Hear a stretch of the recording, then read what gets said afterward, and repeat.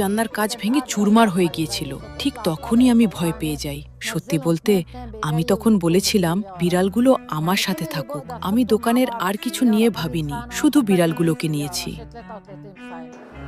বর্তমানে ডায়না বৈরুতের অদূরে বচামন এলাকার একটি আশ্রয় কেন্দ্রে বিড়ালগুলো সহ অবস্থান করছেন।